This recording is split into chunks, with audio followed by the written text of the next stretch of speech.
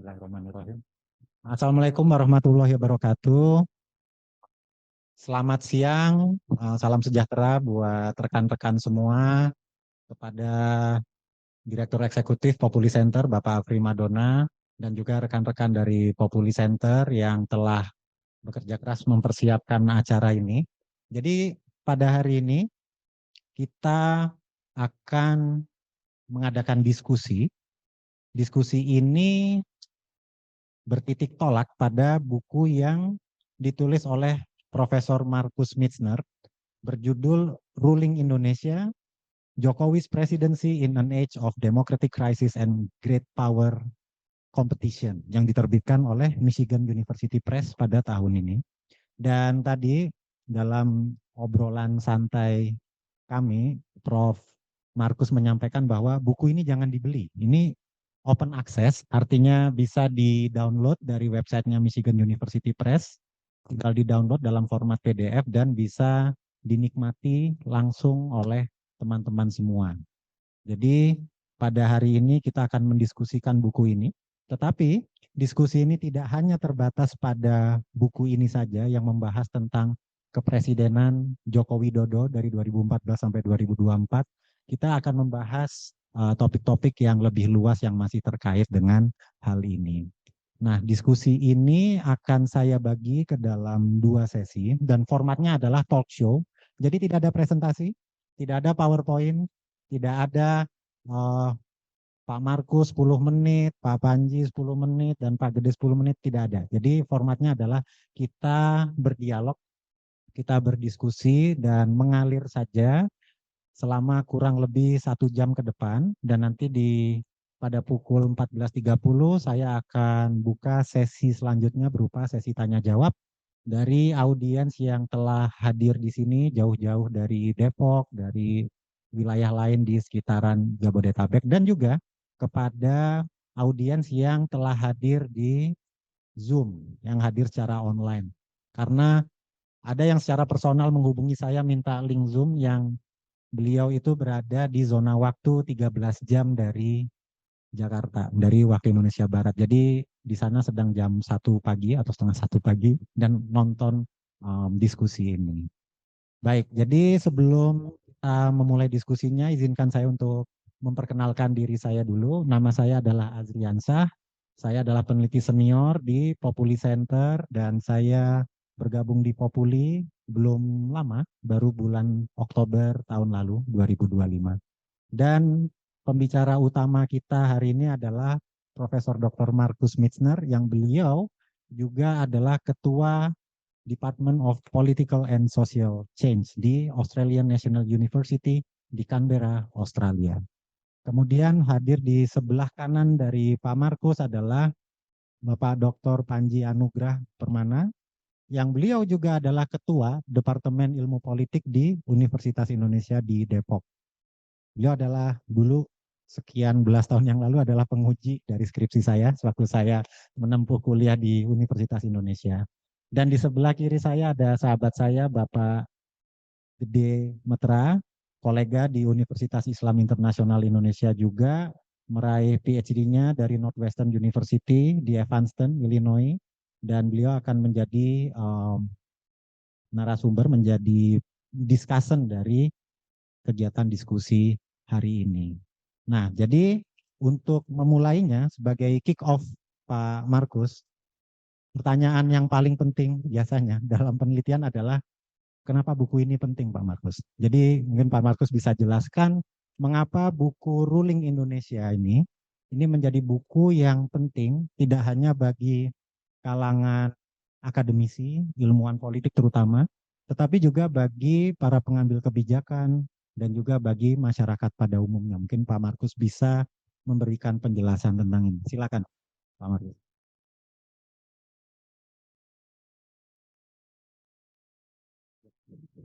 Oke, terima kasih. Ini kan pertanyaannya kita harus melihat dari audiensnya dulu. Audiensnya ada banyak sebenarnya dalam hal ini. Begitu saya mulai proyek ini, tujuan saya adalah saya mau menulis buku yang bukan hanya buku akademis. Jadi harus paksa kerangka teoritisnya apa, komparatifnya seperti apa. Tapi itu lebih pada menjelaskan ke orang yang nggak terlalu tahu tentang Indonesia, tentang peran Indonesia di pergolakan geopolitik saat ini. Maka ini saya kan sebenarnya terkenal fokus pada politik domestik di Indonesia, tapi kalau kita mau memahami kepresidenan Jokowi ya nggak bisa cuma dilihat dari aspek itu. Jadi saya juga memperluas untuk memasukkan misalnya hubungan internasional dan lain sebagainya. Jadi itu tujuan utamanya adalah ini bukan cuma untuk orang yang sudah ahli Indonesia, maka pendekatannya harus beda. Pintu masuk saya, kenapa ini menjadi penting, adalah bahwa Jokowi menurut saya bukan cuma orang yang memerintah Indonesia, tapi dia juga menjadi wakil dari yang dia juga sebutkan sebagai Global South. Saya orang Barat, saya tinggal di Australia, saya juga lama di Amerika, lama di Eropa, dan salah satu kelemahan pemahaman di negara-negara itu terhadap Indonesia ya adalah bagaimana seorang pemimpin seperti Jokowi melihat dinamika geopolitik. Jadi misalnya negara-negara barat itu hampir selalu mendekati Indonesia dan mengatakan, kalian di Indonesia kan negara demokrasi, harus bergabung sama kita di barat untuk melawan Cina. Itu kewajiban kalian. Itu pemerintahan di Amerika, apakah itu di bawah Trump atau Biden, seperti itu. Itu karena mereka tidak paham sebenarnya pemikiran dari pemimpin seperti Jokowi. Nah, itu tujuan saya untuk menjelaskan kepada para pembaca di Amerika, di Eropa, di Australia, seorang pemimpin dari suatu negara yang terbesar ketiga di dunia, demokrasi terbesar yang keempat, terbalik, negara terbesar ketiga di dunia, demokrasi yang keempat di dunia dan lain sebagainya, itu kalian harus paham bahwa misalnya Jokowi itu tidak peduli dengan kalian punya agenda demokrasi dan lain sebagainya. Dia hanya peduli dengan kalian bawa apa untuk saya. Saya mau mengembangkan ekonominya Indonesia dan lain sebagainya. Dan kalau kalian tidak membawa benefit untuk saya, ya kalian nggak berguna untuk saya. Sebenarnya itu pintu masuknya. Supaya orang-orang di Barat memahami betul, kalian kalau mau punya pengaruh, apakah itu di Afrika, apakah itu di Asia Timur, apakah itu di Asia Tenggara, dan lain sebagainya, kalian harus memahami pemimpinnya, harus memahami cara pikirnya mereka. Cara memikir mereka itu beda sekali dengan yang kalian bayangkan.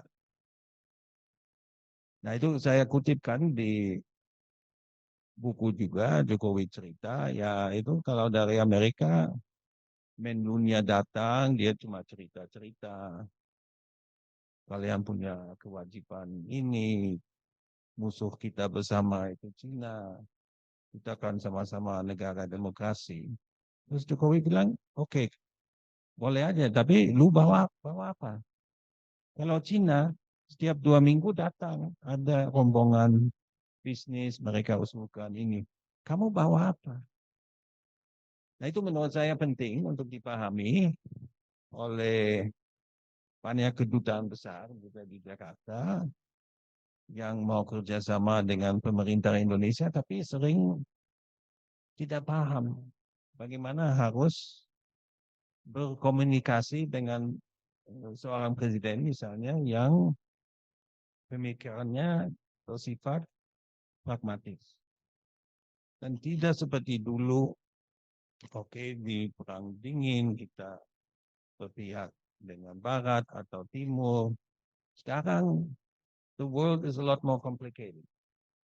Dan Jokowi masuk ke situ. Jadi Jokowi itu walaupun biografinya cukup unik dan lain sebagainya, sebenarnya nggak jauh beda dengan pemimpin-pemimpin di Amerika Latin, Afrika, dengan Korea dan lain sebagainya. Dan kita harus memahami itu. Selain itu kan banyak detail-detailnya mungkin untuk orang Indonesia juga menarik untuk dibaca. Pemahaman Jokowi tentang demokrasi seperti apa, pembelaannya dia terhadap tuduhan-tuduhan yang diajukan kepada dia itu seperti apa. Dan yang penting, dan itu mungkin yang bagiannya paling susah, itu legasinya sepertinya apa begitu. Jadi walaupun Jokowi dianggap presiden infrastruktur, sebenarnya apa yang dia tinggalkan. Nah semua itu menurut saya penting, tapi kalau ditanya mana yang elemennya yang paling penting, tujuan saya untuk menjelaskan yaitu untuk dunia internasional lebih memahami cara pemikiran seorang pemimpin di Global South yang sudah tidak peduli dengan ideologi dan lain sebagainya, tapi hanya tertarik dengan keuntungan yang konkret untuk agenda pembangunan. Nah, ini kan dari semenjak Republik ini berdiri tahun 1945, itu kan sampai dengan masa kepresidenan Jokowi itu ada 7 presiden. Nah, dari ketujuh presiden Republik Indonesia yang menjabat, yang mengakhiri menyelesaikan jabatannya, itu apa yang menjadi kekuatan atau keunikan, aspek apa yang paling unik, yang paling menonjol dari kepresidenan Joko Widodo dibandingkan dengan presiden-presiden Indonesia sebelumnya, kalau dari perspektif Pak Markus sebagai ilmuwan politik? Nah ini sebenarnya saya mencoba mendiskusikan itu di bagian terakhir. Karena ada semacam uh, dikotomi di sini bahwa sebenarnya Jokowi kalau di era pasca Soeharto, presidennya paling kuat, paling berkuasa, paling populer dari segi tingkat popularitasnya. Satu-satunya presiden yang berhasil menempatkan orang dalam posisi penggantinya belum pernah terjadi di sejarah Indonesia. Semua yang mencoba gagal. Jadi dari semua aspek itu Jokowi kelihatan unik. Tapi kalau kita coba memikirkan sebenarnya yang dia tinggalkan itu apa selain mungkin infrastruktur. Ya ada bandara, ada kereta dari Jakarta, Bandung dan lain sebagainya. Tapi sebenarnya saya agak susah menentukan satu hal dari segi pembangunan lembaga dan lain sebagainya yang dia tinggalkan. Beda dengan yang sebelumnya. Habibie jelas. Habibie walaupun cuma berkuasa beberapa tahun, 2,5 tahun. Tapi dia meninggalkan kerangka elektoral yang baru, undang-undang politik yang baru, undang-undang partai, undang-undang pers. Dia membebaskan tapol dan lain sebagainya. Itu semua Habibie itu cukup jelas. Nah, Gus Dur walaupun pemerintahannya kacau dan dia cepat jatuh, nama dia dikaitkan dengan rehabilitasi peran etnik Cina. Ya, walaupun bukan topik yang mungkin untuk banyak orang besar, tapi ada sesuatu yang khusus dikaitkan dengan Gus Dur. Megawati dikaitkan dengan normalisasi dan stabilisasi politik setelah kekacauan pemerintah Gus Dur. SBY presiden pertama dalam sejarah Indonesia yang dipilih secara langsung. Dia berhasil membuat perjanjian perdamaian dengan gerakan separatis di Aceh itu luar biasa itu. Dan pada periode pertama dia banyak reformasi politik itu dipraktekkan. Jadi pilkada 2005 pertama kali di bawah dia.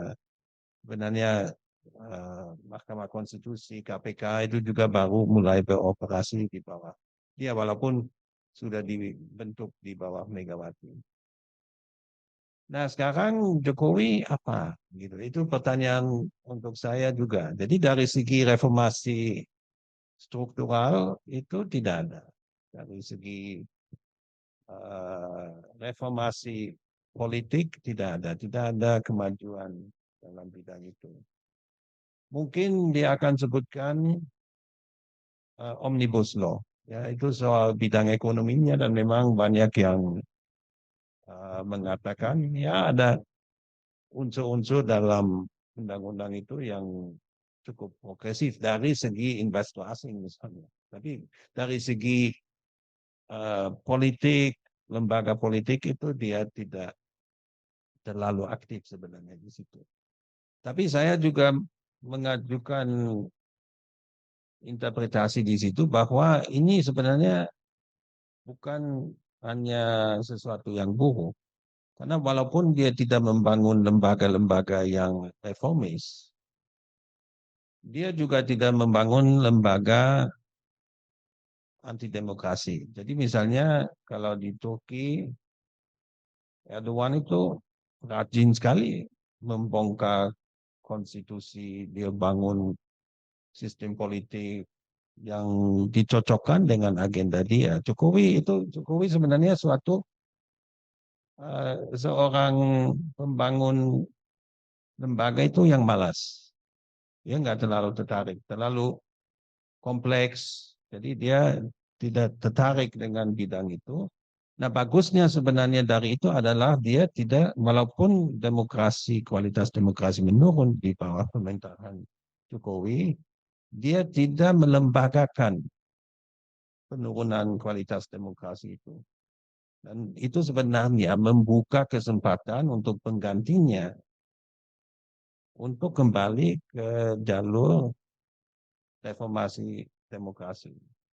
Hanya karena Jokowi menempatkan orang di situ yang tidak punya kepentingan dalam bidang itu, ya itu tidak terjadi. Saya kemarin eh, ada diskusi di kantor PSI, menarik juga. Nah itu dibahas di situ. Tapi kan legasinya banyak, begitu ada infrastruktur dan mungkin terlalu cepat. Dan saya mengakui itu bahwa banyak elemen-elemen legacy seseorang itu baru muncul setelah beberapa tahun. Itu betul. Kalau kita misalnya melihat Habibie ya sekarang cantik kelihatan Habibie kan dari jarak eh, jauh 25 tahun bagus dia. Waktu itu saya kan ada di Jakarta waktu itu dihujat Habibie dari kiri kanan dari mahasiswa dan lain sebagainya nggak dipuji dia untuk reformasi politiknya.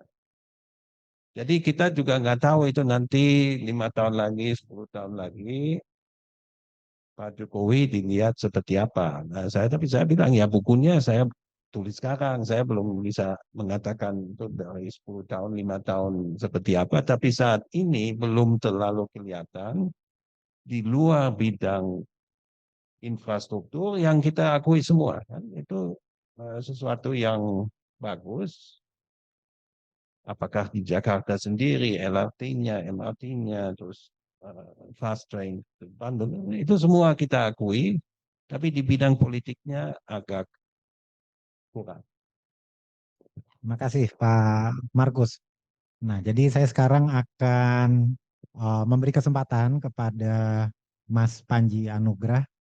Dari perspektifnya Mas Panji Anugrah setelah membaca buku Ruling Indonesia ini, itu apa yang menjadi hal-hal yang menarik atau Mas Panji sendiri punya perspektif seperti apa terhadap kepresidenan dari Joko Widodo selama 10 tahun ini? Apakah memiliki perspektif yang kurang lebih sama seperti yang tadi sudah disampaikan oleh Pak Markus bahwa kontribusinya terhadap penguatan kelembagaan itu kurang karena itu memang bukan menjadi concernnya Pak Jokowi atau mungkin ada aspek lain yang menurut Mas Panji itu tidak tampil dalam bukunya Pak Markus ini. Silakan, Mas Panji. Baik, terima kasih Mas Azri. Yang saya hormati Profesor Markus Mister dan Mas Gede.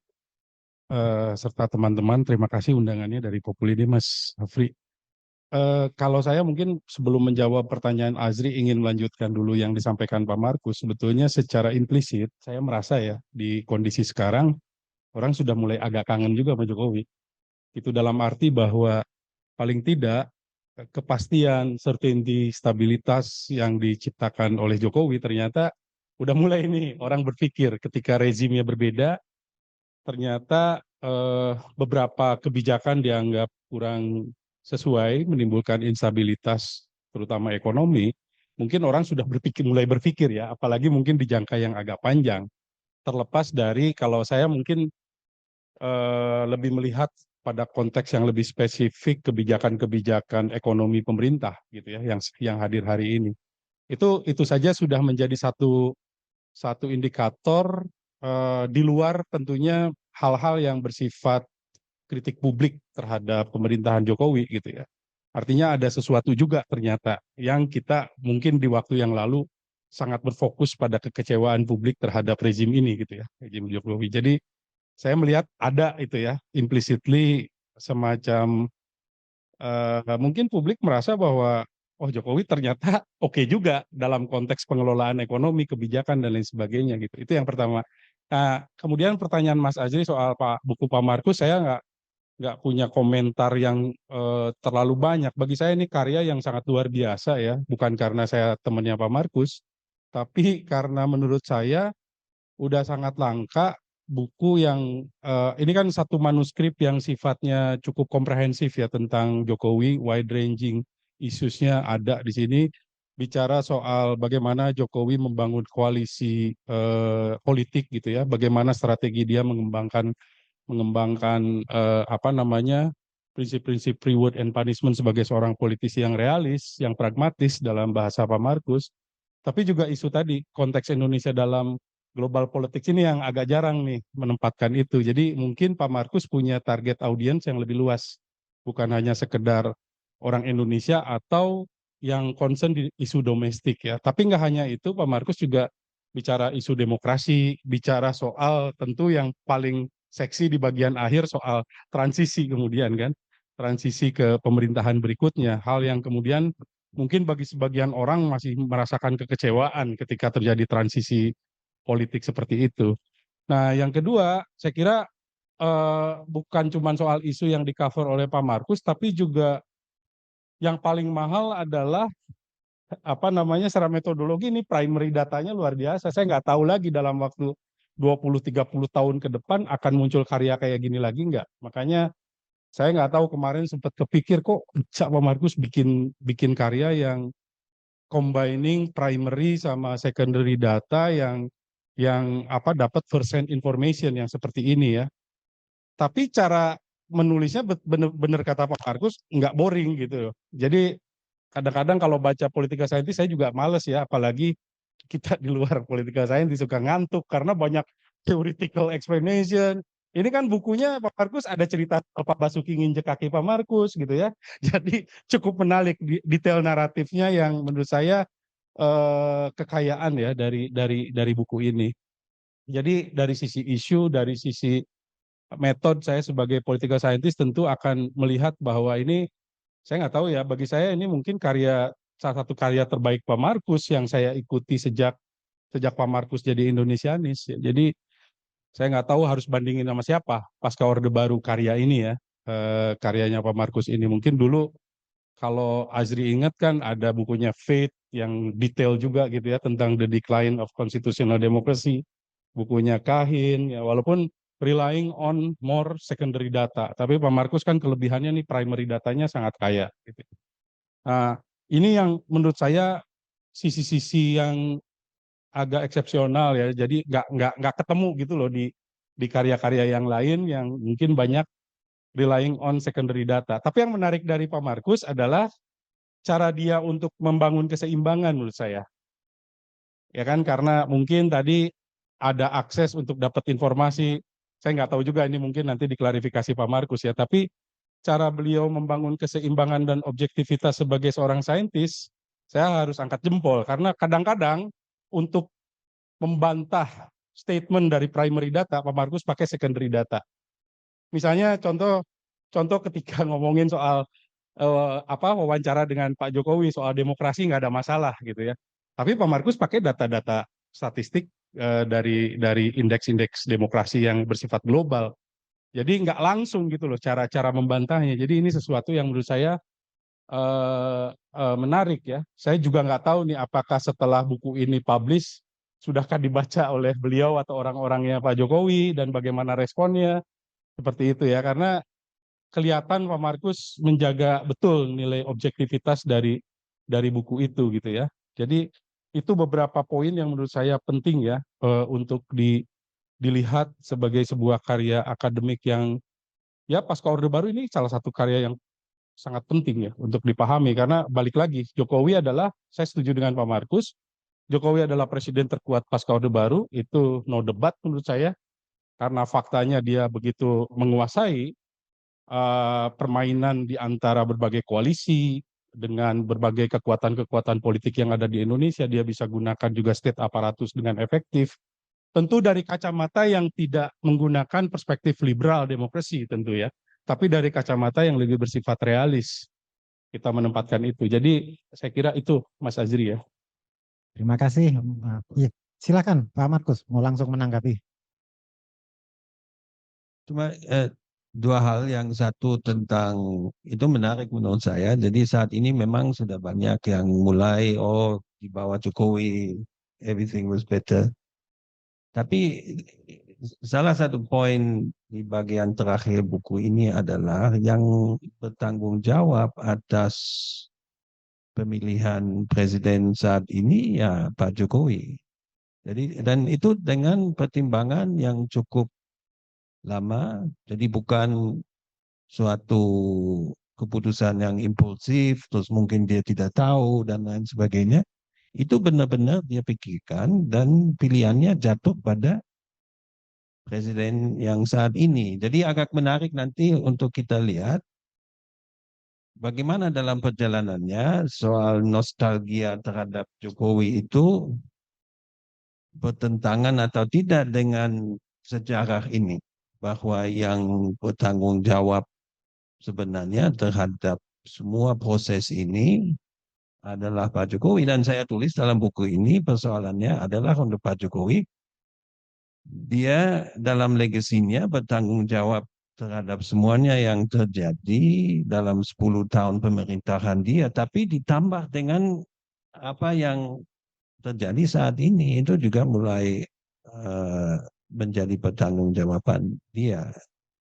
Itu yang pertama. Yang kedua itu soal metodologinya dan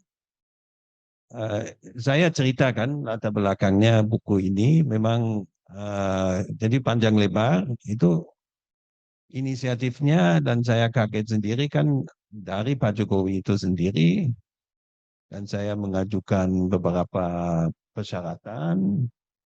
Saya tidak mau dibayar. Ada indikasi, oh ya kalau Bapak, ya kalau perlu logistik dan lain sebagainya, tolong disampaikan. Saya bilang enggak, pokoknya saya harus menjaga independensi seorang peneliti. Yang kedua, soal kebebasan editorialnya itu tidak bisa dipertanyakan. Jadi misalnya kalau pihak dari Pak Jokowi minta kita harus baca dulu naskahnya sebelum diterbitkan dan tidak boleh terbit tanpa persetujuan kami. Saya nggak akan mulai proyek ini. Itu saya dari awal menjelaskan. Saya akan memahami sikap seperti ini, tapi saya tidak tertarik. Dan yang ketiga soal penerbitnya, kan mereka bilang, oh ya nanti kalau udah selesai Bapak kirim aja, kita cetak. Itu saya bilang nggak bisa, ini harus melalui proses yang benar. Dan itu yang saya hargai dari pihak Pak Jokowi. Dia bilang, oh nggak apa-apa, silakan. Dan sangat sportif menurut saya. Apapun dari segi kritik saya terhadap pemerintahan Pak Jokowi, ini yang saya hargai karena saya tahu tidak mungkin dari semua presiden yang sebelumnya, apakah Habibie, Megawati, apalagi Megawati, Pak Yudhoyono, nggak mungkin mereka akan terima persyaratan seperti ini. Minimalnya mereka akan minta, ya kita harus baca dong. Jadi dia sangat ini, no, saya setuju. Dan dia bilang, Anda tulis yang baik, yang buruk, silakan. Dan itu yang saya pegang. Nah sekarang kemarin di PSI menarik untuk saya. Jadi ada tentunya ada yang menganggap saya terlalu keras terhadap Pak Jokowi. Tapi ada juga yang bilang, ya menurut kami mungkin Pak Jokowi nggak terlalu keberatan juga dengan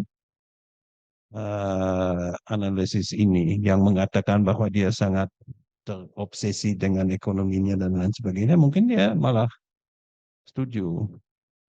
Jadi kalau ada yang biasanya dalam penelitian atau penulisan analisis kita, kalau ada yang bilang ini terlalu keras dan ada yang bilang ini terlalu lembek, itu berarti pas. Uh, dan saya cukup puas dengan uh, penilaian itu. Terima kasih Pak Markus. Jadi saya kira apa yang disampaikan oleh Mas Panji dan Pak Markus tadi itu sangat ini ya eh, akurat saya kira. Dan forum ini bukan forum untuk memuji Pak Jokowi. Ini forum populi dan kita justru mengundang Pak Markus karena buku Pak Markus ini adalah salah satu contoh bagaimana cara seorang akademisi itu menulis tentang seorang yang memiliki kekuasaan yang sangat besar di dalam republik, yaitu seorang presiden, dan tetap menjaga independensinya sebagai seorang peneliti yang tadi sudah dijelaskan oleh Pak Markus. Nah, tadi berkaitan dengan yang disampaikan Mas Panji bahwa menurut Mas Panji itu sudah mulai terdengar tercium aroma-aroma rasa kangen dengan Pak Jokowi belakangan ini. Nah, saya mau bertanya kepada Bung Bli Gede nih. Nah, ini kalau menurut penerawangan mata batinnya Bli Gede ini apakah betul sekarang itu sudah ada em, sentimen publik yang seperti itu? Tapi sebelum ke sana, saya mau minta tanggapan Bli Gede tentang buku dari Pak Markus ini bagaimana? Kalau dari perspektifnya Bli Gede, silakan. Bli.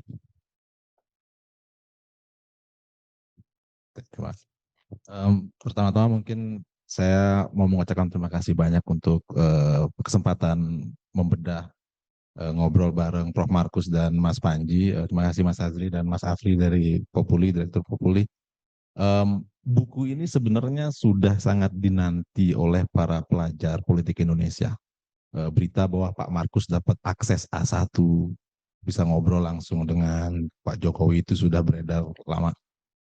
Saya sendiri pribadi bahkan sudah nanya ke Pak Markus terakhir kita ketemu tuh Pak kapan bukunya, sudah tidak sabar membacanya. Dan ketika bukunya sampai di tangan dan saya baca, bukan hanya tidak mengecewakan, tapi bukunya bagus sekali. Ini kayak baca novel, back to back. Wah ini asik ya, kira. Up close and personal dengan tokoh-tokoh politik yang selama ini jangankan ketemu, mungkin mendekati aja susah sekali kan seperti itu. Ada beberapa hal yang saya pelajari. Kalau dari sisi pelajar politik, kenapa buku ini jadi bagus sekali menurut saya? Karena membantu saya memahami beberapa hal yang saya tanyakan dan dibahas di bukunya Pak Markus. Yang pertama itu contohnya soal penurunan kualitas demokrasi Indonesia yang terjadi selama pemerintahan Pak Jokowi. Yang rame kita ngobrolin democratic backsliding dan sebagainya itu. Sebenarnya apa sih yang ada di pikirannya Pak Presiden? Dari buku Pak Markus ini kita jadi belajar bahwa pemahaman demokrasi menurut Pak Presiden Jokowi itu mungkin tidak sama dan sebangun dengan apa yang kita pahami secara textbook atau secara prinsipil sebagai seorang aktivis demokrasi umpamanya gitu. Yang saya pelajari dari buku Pak Markus, what did I learn? Democracy in the view of our president itu mungkin ada 3 kata kunci. Yang pertama itu developmentalism, demokrasi yang pragmatik. Jadi apa sih yang masyarakat inginkan, dan Pak Markus mengutip Pak Jokowi, in my job, it's my kewajiban saya to figure out what people want. Jadi saya cek survei. Dan mungkin salah satu yang masyarakat inginkan itu mungkin pembangunan ekonomi tadi. Dan secara objektif kan memang Indonesia mengalami infrastruktur defisit. Sebelum Pak Jokowi naik itu, underinvestment di infrastruktur itu udah luar biasa. Bahkan saya bukan ahli ekonomi aja dengar dari teman-teman, ekonomi overheating apa segala macam gitu. Mungkin Pak Jokowi yang pertama successfully address that gitu. Jadi ada hal real. Kita naik MRT apa segala macam itu mungkin itu yang menurut dia itu yang masyarakat inginkan. Yang kedua itu majoritarianisme itu yang ya mungkin tidak selalu oke ya. Apa yang orang banyak inginkan itu mungkin tidak harus sesuai secara prinsip demokrasi, tapi like it or not, survei bilang nggak apa-apa gitu ya, dia jalani. Itu yang didokumentasi dengan baik sekali di buku ini gitu. Nah yang terakhir yang polite demokrasi itu menarik, culturally embedded. Hanya karena ini demokrasi nggak berarti Anda bisa ngomong aneh-aneh soal saya gitu, nanti saya gigit itu kan, takes place kan gitu, kejadian. Ini menarik karena terkonfirmasi di buku ini, walaupun ada deniability, tapi menurutku Pak Markus tidak 100% bebas lah polite demokrasi itu kita mau mengkritik gitu umpamanya. Nah yang kedua yang saya pelajari, dulu itu tahun pertama Pak Jokowi menjadi presiden sekitar tahun 2015 itu kan teman-teman juga masih ingat pasti, Pak Burhan Murtadi nulis di Bulletin of Indonesian Economic Studies, assessment first year-nya itu Jokowi as weak president, caught between reform and oligarchic interest atau apa gitu. Fast forward sekarang, yang Pak Markus juga dokumentasikan baik sekali, most influential president post Soeharto gitu. Hah, kok bisa? Dia belajar cepat mungkin gitu. Tapi gimana? Apa yang terjadi? What did he learn?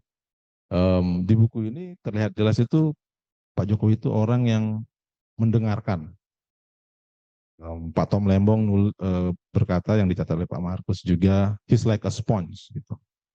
Jadi dia mendengarkan apa, menyerap gitu. Itu sebuah form intelligent juga itu. Orang yang pintar itu salah satunya bisa mendengarkan. Kalau tidak mendengarkan susah, nanti republik berantakan kan gitu. Sama ini dibahas di buku Pak Markus yang sebelumnya, yang Coalitions President Make. Berarti Pak Presiden kita itu bisa menggunakan dengan sangat efektif eksekutif toolbox-nya itu, penunjukan menteri atau bagi-baginya, tidak hanya soal partai yang dibikin satu koalisi jadinya, tapi juga aktor-aktor di civil society juga bisa dibikin satu barisan gitu namanya. Wah itu sesuatu yang saya pelajari dari buku ini dan juga buku Pak Markus sebelumnya.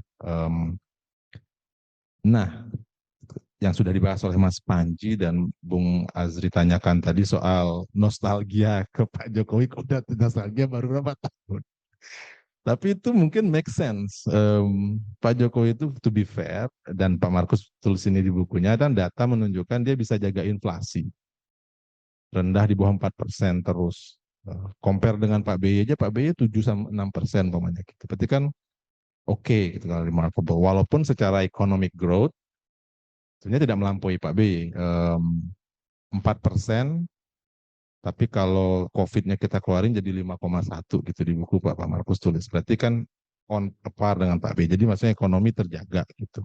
Mungkin masyarakat di bawah merasakan. Tapi itu fair dengan Pak B juga, Pak B punya tantangan soal naikkan harga minyak. Dulu kan ada Pak Safi Basri yang membantu easing out efek naikkan harga minyak itu. Nah menurut saya tidak punya data survei on top of my head, Bung Azri, tapi kalau ada tanda-tanda menuju nostalgia itu mungkin sekali karena memang selama 10 tahun itu things was not that worse, mungkin gitu ya. Saya nggak bisa bilang bagus juga, I don't have the data on top of my head. Tapi kalau dari buku ini bilang wajar gitu. Dan masyarakat dijaga oleh Pak Jokowi juga. Memang pengalaman dia di Solo juga yang dia membukukan rekor inflasi cuma 1%, for example, yang dia banggakan itu. Berarti kan dia tahu kalau saya mau stay in this job, in this office, masyarakat nggak boleh komplain soal harga. And I monitor terus-menerus gitu. At least we have somebody who actually done the job on top, kan gitu maksudnya.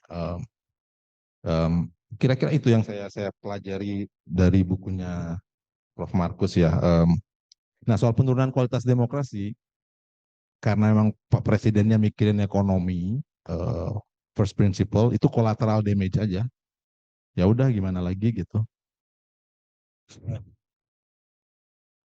Karena kalau baca the coalitions president make, saya nggak bisa kerja kalau nggak ngelakuin ini. Ini partai-partai emang harus saya kooptasi gitu.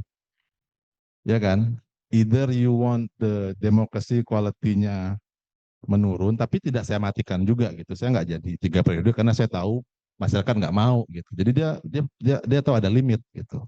Yang Pak Markus appreciate di buku ini gitu. Dia nggak offside juga kok. Kalau dia tahu masyarakat nggak pengen ya jangan gitu. Jadi menurut saya itu kita sebagai masyarakat juga butuh melihat ke diri sendiri ya. Kalau Pak Jokowi bilang saya melakukan itu berdasarkan apa yang saya kira masyarakat inginkan lewat survei, berarti kitanya juga jangan-jangan memang toleran sama hal-hal itu gitu. Dan to be honest, intellectual elite yang liberal itu kan memang sangat kecil sekali. Dan ini ditulis jadi kita yang sekolah, yang prinsipil itu minoritas. Mungkin itu. Oke. Ya, makasih banyak Bung Gede. Mungkin dari Pak Markus ada tanggapan atau bagaimana? Mungkin yang poin terakhir ini memang menarik dan saya menggambarkan itu bahwa kesuksesan Pak Jokowi bisa dijelaskan dengan klubnya itu. Jadi pemahaman Pak Jokowi terhadap demokrasi itu persis sama dengan mayoritas orang Indonesia. Dan datanya ada kan. Jadi kami juga Pak Ed sama Burhan dan Ibu Burton, Jigo Kosati, mereka kan bikin eksperimen survei yang menunjukkan ya pemahaman demokrasi orang Indonesia itu sangat unik. Bukan unik karena ditemukan di negara lain, tapi maksudnya jauh dari yang baru disebutkan dari kita sebagai peneliti ilmu politik. Jadi eksperimen itu menunjukkan misalnya bahwa kebanyakan orang Indonesia beranggap bahwa demokrasi itu adalah kalau pemerintah berhasil menyediakan tempat kerja, kalau dia bangun jalannya yang bagus, rumah sakitnya berfungsi dan lain sebagainya. Itu definisinya itu.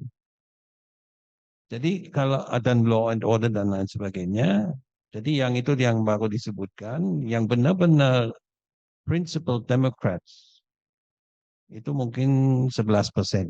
Kalau nggak salah, itu dalam eksperimen itu. Jadi yang mengatakan kalau kan ada pertanyaan, kalau Bapak Ibu harus pilih antara kesejahteraan atau kebebasan berekspresi dan lain sebagainya, civil liberties, pilih yang mana? Yaitu kebanyakan orang larinya ke kesejahteraan. Yang benar-benar bilang yang lebih penting itu kebebasan berekspresi, berorganisasi, berkumpul, dan lain sebagainya itu cuma 11%. Nah, Pak Jokowi memahami itu. Maka ada semacam kesalahpahaman antara Pak Jokowi sebenarnya dengan pendukungnya pada tahun 2014.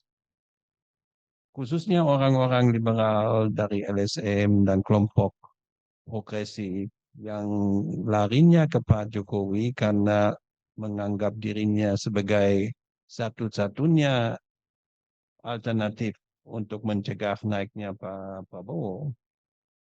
Ya mereka oh selamat ini akhirnya ada orang yang kita bisa percaya. Tapi Pak Jokowi dari awal sebenarnya dia terima dukungan itu, tapi dia juga tidak mau melayani kelompok liberal itu setelah dia dipilih. Jadi yang saya sebutkan dalam buku ini, the median voter, the median Jokowi voter adalah orang yang tidak tertarik pada politik, tidak terlalu kanan dalam arti agama terlalu keras, tapi juga bukan liberal. Orang yang prioritaskan kesejahteraan, pelayanan publik, dan lain sebagainya. Orang yang, dan itu yang penting, nggak terlalu sering baca koran atau apa, banyak hal-hal yang kita di Jakarta ikuti detail-detailnya, itu mereka di kampung nggak terlalu mengikuti. Itulah orang yang menurut Jokowi menjadi orang Indonesia inti begitu. Itu yang dia cari. Maka Pak Prabowo 2 kali kan capek-capek dia mau menggerakkan kelompok-kelompok Islamis dan lain sebagainya. Tidak berhasil karena yang the center udah diduduki oleh Pak Jokowi. Center dari segi ideologinya, dari segi agama, dari segi etnik dan lain sebagainya. Pusatnya di Jawa. Jangan lupa bahwa khususnya 2019 itu dia menang besar karena Jawa Tengah, Jawa Timur itu sampai 70%. So that's where he defined his core constituency. Nah, orang-orang itu ya pemahaman demokrasi seperti itu dan klop sama Jokowi. Udahlah, kita nggak usah terlalu ribet soal kebebasan berekspresi dan lain sebagainya. Ya kita coba membuat masyarakat bahagia. Dan yang membuat masyarakat bahagia ya kita tahu dari polling, itulah pelayanan publik. Nah, salah satu theme atau topik yang saya tampilkan dalam buku ini adalah kemampuan Pak Jokowi untuk berfokus pada hal-hal yang bersifat mendasar. Dan dia bangga dengan itu. Dia bilang, saya nggak bisa multifokus. Saya fokusnya harus jelas. Jadi periode pertama infrastruktur, periode kedua Nusantara dan hilirisasi. Jadi dia nggak melihat bahwa mungkin itu ada kelemahan untuk seorang presiden yang menurut saya kan the job of a president is to be a multitasker kan itu. So you have to do a lot of things at the same time. Harus mengurus ekonominya, demokrasi, urusan luar negeri, COVID, yang macam-macam lah. Semua harus diurus pada saat yang sama. Tapi Jokowi dari awal mengatakan, saya harus fokus. Nah, simplisitas itu dalam pemikiran Pak Jokowi itu suatu kekuatan. Karena itu memberikan dia purpose. Ya, oke, saya maunya ini dan saya tidak akan berhenti sebelum selesai.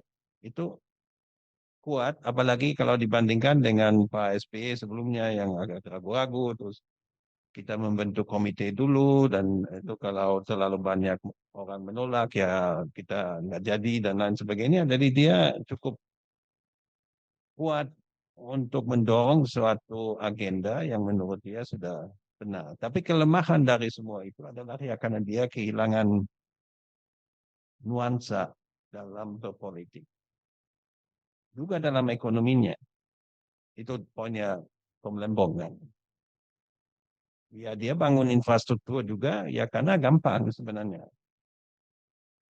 Infrastruktur bisa juga kompleks tapi pada prinsipnya itu bisa disentuh, itu bisa dilihat, itu ada kunjungan ke lapangan, kita bisa melihat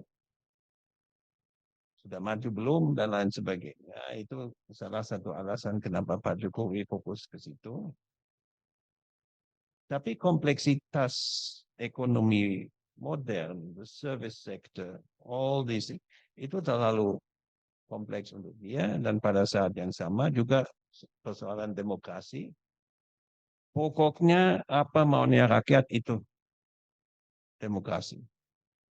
Nah ini nggak cukup banyak waktu kita jelaskan apalagi yang menjadi bagian dari teori demokrasi, tapi itu tidak penting untuk Pak Jokowi. So again, kekuatan dia adalah simplifikasi, tapi itu juga menjadi kelemahan pada akhirnya. Terima kasih Pak Markus. Nah sekarang kita masuk ke agenda yang menurut saya ini yang paling sengit sebetulnya. Jadi dari Mas Panji atau dari Bung Gede, kalau ada pertanyaan langsung kepada Pak Markus terkait dengan bukunya atau mungkin dengan situasi Indonesia atau perjalanan politik Indonesia sejak em, mungkin tahun 45 atau sebelum atau sebagainya, mungkin bisa langsung ditanyakan ke Pak Markus. Terima kasih Mas Azri. Saya setelah baca buku ini malah kemudian muncul beberapa pertanyaan yang paling krusial sebetulnya yang Pak, menurut saya yang paling menarik dari buku Pak Markus itu justru di chapter 2 ya, karena Pak Markus di situ jelasin soal how Jokowi crafting politics itu ya dengan teknik isolasi, insulasi, mempartisi kekuatan, kemudian juga bagaimana dia juga mengunci ya, teknik-teknik kuncian yang menurut saya sesuatu yang agak langka kita temukan pasca Orde Baru, mungkin apple to apple-nya ke Soeharto gitu ya. Teknik-teknik Machiavellian yang apa bagi seorang political scientist yang realis, oh begini caranya gitu ya. Nah, artinya kalau dalam konteks itu justru saya dari dulu tuh penasaran sebetulnya Jokowi ini mendapatkan insight itu dari mana gitu ya. Nah, banyak kan penjelasan yang kemudian Pak Markus bantah juga ya ketika Pak Luhut sama Pak Prabowo sendiri bilang ini Raja Jawa gitu ya. Ya, dipengaruhi oleh cara berpikir Jawa gitu. Saya sempat sempat kepikir masa sih ya. Tapi argumennya Pak Markus kan di situ membantah itu bahwa ini secara natural juga dilakukan elit-elit lain di belahan dunia yang lain gitu ya. Jadi saya sepakat sebagian dengan quite reluctant to the idea of political culture ya. Tapi kadang-kadang saya suka terganggu juga apa ini cara-cara Jawa di dalam menangani itu ya. Saya nggak tahu apakah relevansinya ke sana atau enggak. Tapi yang jelas sih saya jadi penasaran sebetulnya apakah memang ini sebuah natural insting dari Pak Jokowi untuk bisa crafting politik seperti itu, atau ini juga dipengaruhi oleh satu logika yang instingtif dia sebagai seorang pengusaha, ya. Jadi berpikir yang fokus aja, yang paling mudah. Karena kalau membaca rumusan klasik soal politik Machiavellian yang dikembangkan Pareto, kan ada tiga karakter dasar ya dari politik Machiavellian itu dia selalu elit itu berkarakter terutama kalau Jokowi ini lebih mirip Fox gitu ya. Jadi di sini dia spekulatif, inovatif dan kalkulatif. Jadi jangan-jangan di kamarnya Pak Jokowi itu punya semacam Excel hitung-hitungan. Besok gua mesti ngapain orang gitu ya. Harus bernegosiasi dengan siapa ya. Jadi ini dari mana? Saya sempat Pak Markus dulu tertarik dengan persoalan ini dan mencoba menggali ke Solo ke beberapa orang yang pertama pertama kali mensupport Jokowi untuk maju running di Solo kemudian di Jakarta juga ya ke orang-orang terdekat dia menanyakan sebetulnya pengaruh personal Jokowi ini dari mana gitu ya. Nah, ada beberapa informasi dulu katanya Jokowi itu sangat terpengaruh ya pamannya. Tapi saya nggak tahu juga ya. Nah, ini yang sebetulnya saya penasaran belum digali oleh Pak Markus. Sebetulnya ini natural aja atau memang ada gurunya? Karena tri Tri Masketirnya yang diceritakan Pak Markus sendiri kan dalam posisi juga dipartisi oleh Jokowi. Tidak semuanya punya kebebasan dan otonomi untuk directed ke Jokowi. Pak Luhut nggak bisa seenaknya, Pak Pratik begitu, Pak Pram juga seperti itu. Jadi ini menurut saya pertanyaan yang menurut saya bikin penasaran nih sebenarnya siapa sih apa role model dia ataupun dari mana dia belajar itu semua, apa itu natural aja gitu ya. Nah, yang kedua, seberapa percaya Pak Markus terhadap informasi yang diberikan Pak Jokowi. Terutama saya agak penasaran dengan bagian akhir bab soal saya 4 kali diminta Pak Prabowo soal majunya Gibran. Karena lagi-lagi kan Pak Jokowi ini punya karakter yang saya kemarin sempat baca pengakuan seorang mantan anggota DPR kalau nggak salah berbicara mengenai Taufik Kemas ketika Pak Jokowi mau running. Pak Taufik Kemas sendiri kan nggak terlalu setuju sebetulnya kan dengan majunya Pak Jokowi untuk maju gubernur gitu ya karena ngelihat mungkin personality dan lain sebagainya. Nah ini saya nggak tahu dari perspektif Pak Markus yang tentu sudah berinteraksi cukup intens dengan Pak Jokowi bukan hanya di 2 tahun riset ini aja tetapi juga di menjelang dia running 2014 juga Pak Markus kan beberapa kali bertemu dengan beliau gitu ya. Jadi kesimpulannya apa yang belum disampaikan Pak Markus di buku ini? Saya ingin tanya gitu loh. Jadi apakah memang bisa dibilang ini natural atau enggak gitu ya. Dan yang kedua tadi, apakah sejauh mana kita bisa percaya peralihan kekuasaan itu Pak Jokowi tidak mengantisipasinya. Karena kan itu kan tadi Pak Markus bilang proses panjang ini. Tapi apakah ini udah ada di kepalanya sebelumnya dalam konteks memproyeksikan siapa yang akan menggantikan dia? Itu aja mungkin dari saya. Terima kasih. Terima kasih, Mas Panji. Silakan Pak Markus langsung ditanggapi, Pak. Oke, ini banyak pertanyaan yang menarik. Tapi mungkin jawaban pendeknya itu yang tadi sudah disebutkan, Pak Jokowi itu belajarnya cepat. Jadi kita harus ingat, jadi kampanye 2014 Pak Jokowi itu Pak kan berfokus justru pada pemikiran dia bahwa Indonesia harus meninggalkan format koalisi besar seperti sudah dijalankan oleh Pak SBY pada waktu itu. Sangat kuat. Itu the central topic 2014. Kemana-mana dia bilang, ini presiden selama ini disandra oleh partai politik, maka kalau saya menang, saya akan mengakhiri praktek itu. Saya tidak perlu dukungan mayoritas di DPR karena saya sudah dipilih langsung oleh rakyat. Dan saya mengutip dari wawancara saya dengan Pak Jokowi pada September 2014 itu penuh dengan kepercayaan diri. Saya tanya ini loh, nanti gimana kalau di DPR nggak dapat dukungan untuk anggaran? Oh nggak apa-apa. Kalau partai politik menolak saya ke rakyat, saya bilang ini yang salah partai. Terus, nah dia belajar cepat sekali bahwa ini nggak bisa. Pada bulan Desember, Januari, Februari dia udah sadar ini nggak bisa. Jadi misalnya kan waktu itu dia sudah membentuk kabinetnya, sudah di mobil mau mengumumkan kabinet pertama, ditelepon Ibu Mega, kalau kamu mengangkat Ara Sirait menjadi menteri, kita cabut. Langsung dia pahami. Banyak hal yang dia pahami dari itu. Yang pertama, saya nggak sebebas yang saya bayangkan. Yang kedua, PDIP itu bukan partai saya, tapi ancaman terhadap saya. Yang ketiga, untuk menyeimbangi itu, saya harus memperluas koalisi.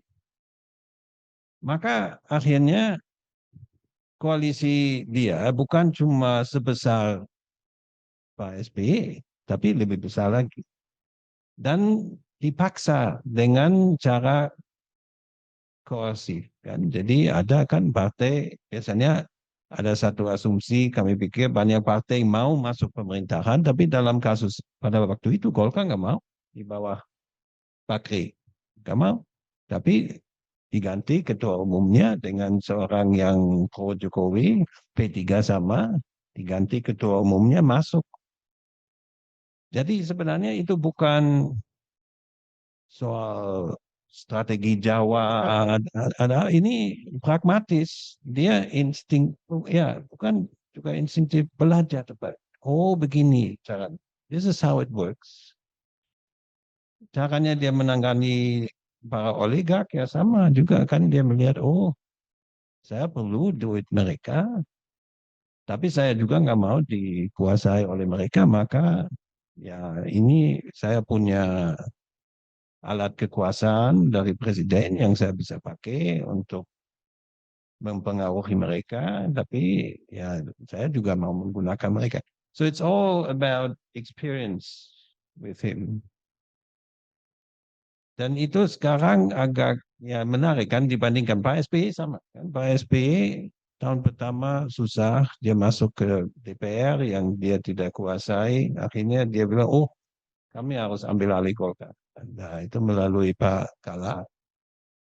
So this learning process for president is very important. And that might be one of the problems saat ini, bahwa presiden saat ini tidak harus melalui proses pembelajaran itu karena memang koalisinya yang dia ambil alih sudah ada pada pada saat itu. Tapi yang saya sangat tertarik dengan persoalan kultural itu. Karena ya kita nggak bisa membantah bahwa pemikiran dan kebudayaan Jawa itu penting untuk Pak Jokowi. Tapi menurut saya kita harus memahami kebudayaan Jawa itu sebagai bahasa kekuasaan yang dipakai di konteks di Indonesia. Tapi struktur kekuasaan itu sama. Sama di Amerika Selatan, sama di Afrika, sama di Pasifik, dan lain sebagainya. The will to power is the same everywhere. But the language through which orang mengekspresikan keinginan untuk berkuasa itu beda. Nah, itu yang kita harus pahami. Makanya itu saya kutipkan Pak Pratikno, dia bilang ya Pak Luhut sering nggak mengerti. Tapi itu bukan berarti dia nggak mengerti keinginan kekuasaan Pak Jokowi, cuma mungkin dia nggak mengerti bahasannya pada saat itu. Jadi nggak nyambung. Tapi misalnya, oh ya Pak Jokowi mau periode ketiga karena orang Jawa, bukan, itu the world is full of people, orang presiden, perdana menteri yang ingin memperpanjang masa jabatannya. It's nothing new, it's the classic, it happens everywhere. So there's nothing specifically Indonesian or Japanese about it. Maka saya bilang dalam buku ini, saya tidak mau kita membaca Pak Jokowi dengan lensa kulturalistik. Salah besar itu. Sama dengan Soeharto. Banyak yang tulis Soeharto the last sultan, bla bla bla bla bla. No, he was like Pinochet. He was, like other dictators around the world. Sekali lagi, bahasa kulturalnya memang kita harus pahami. Bahasa kulturalnya berbeda-beda di konteks beda-beda, tapi inti yang mereka cari kekuasaan untuk membagi resources di antara pendukung mereka, ya itu sama. It's nothing special. Nah, yang kedua itu soal bagaimana kita kalau ya transisi, tapi juga persoalan bagaimana kita menghadapi Jokowi dan klaim-klaimnya.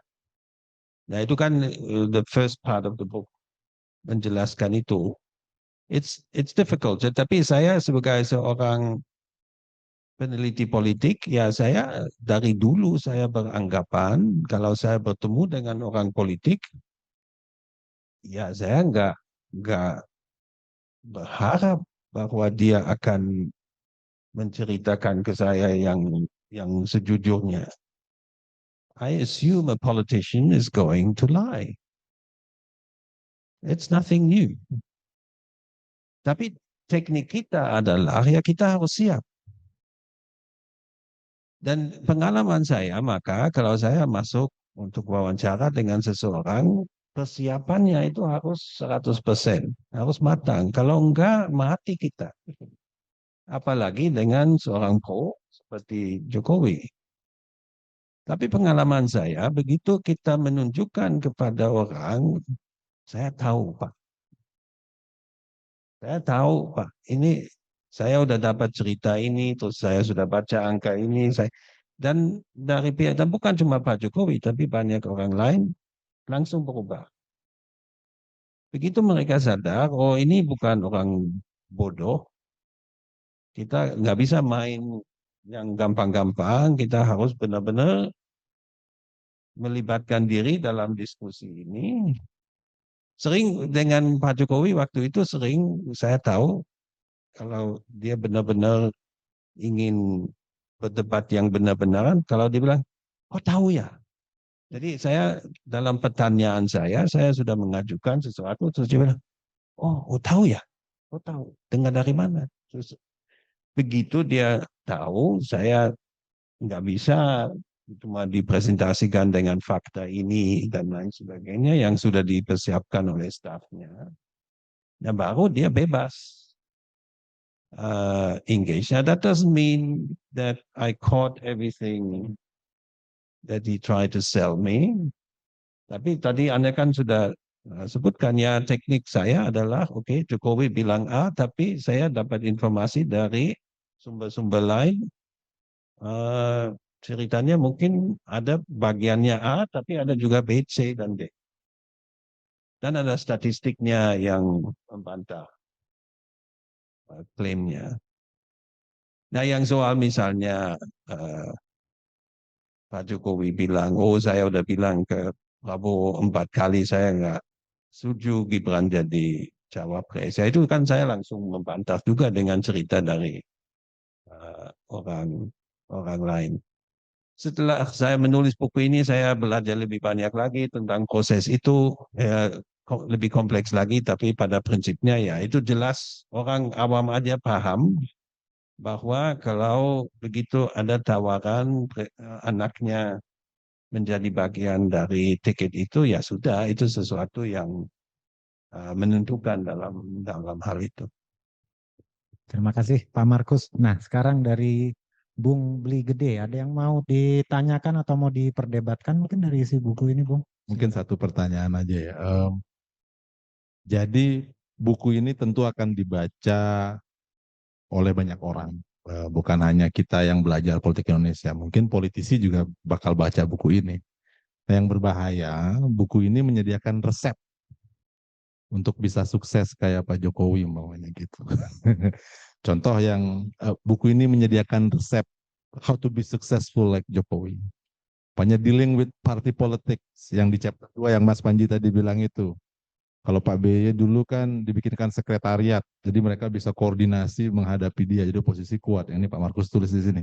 Tapi kalau Pak Jokowi hadapi mereka satu-satu.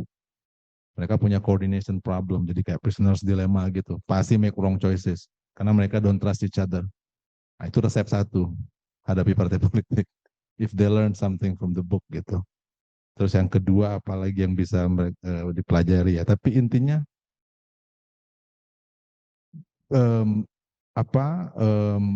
politisi itu tidak harus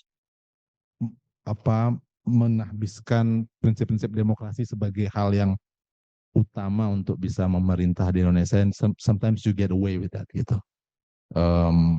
Nah, pertanyaan Bapak Markus, ini kan bakal jadi repertoar, sesuatu yang bisa ditiru dan dipraktekkan kembali di kedepannya gitu. Doesn't bode well for future Indonesia democracy. What do you think? I'm not politician, but I learn a lot. This is how we do it. Silakan Pak Markus. Pak Markus. Ya, ini menarik. Tapi and that's why the end of the story is important. Ya, kita belum tahu ini sudah the end of the story kan, tapi untuk sementara, karena the point adalah dia ya akhirnya walaupun dengan semua aset-asetnya dia, kekuasaan dia dan lain sebagainya, ya dia nggak dapat banyak dari hasil pemilu 2024. Karena ya itu, dia mungkin berasumsi bahwa begitu melepaskan jabatannya, masih banyak yang akan mendukung dia dan lain sebagainya. Elit politiknya tetap akan mendukung dia. Sulit untuk dia, makanya whoever becomes president sits in a bubble. Jokowi karena dia baca polling dan dia sering keluar, dia tahu what's happening, but that doesn't mean that you always bisa menilai dirinya sendiri. Nah, menurut saya dia nggak cukup membayangkan itu nanti bagaimana kalau Prabowo udah jadi presiden, anak saya jadi wapres. Dia nggak punya bayangan yang jelas soal itu. Maka saya juga menulis kan tentang itu. Saya tanya dia, ini Bapak dapat apa sebenarnya dari ini semua? Apakah Bapak misalnya minta jaminan dari pengganti Bapak bahwa demokrasi tidak dibongkar? Ya dia bilang enggak usah. Saya nggak merasa harus tanya itu karena saya anggap misalnya pilkada begitu populer itu tidak pintar kalau seseorang presiden akan membongkar itu. Itu aja. Jadi dia nggak bayangkan apa saja yang bisa terjadi dengan demokrasi misalnya. Nah, anyway, we don't know what's going to happen in the next few years. Tapi sebenarnya ya oke, dia boleh menunjukkan beberapa menteri dan lain sebagainya, anaknya menjadi wapres, tapi kan juga nggak boleh bergerak sama sekali kemana-mana.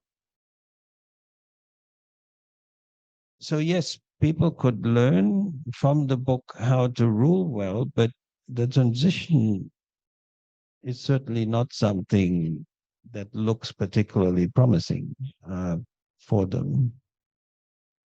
Dan dalam hal itu, walaupun Pak SBY kan, ya Pak SBY angkat tangan kan, waktu itu ya silakan, saya sudah selesai mau pilih siapa, walaupun secara formal kan, dia 2014 dukung Prabowo, tapi dia juga nggak tampil, dia pokoknya he was fine. Dan sebagai akibat dari itu, ya dia tidak dimusuhi oleh banyak orang seperti Pak Jokowi sebenarnya.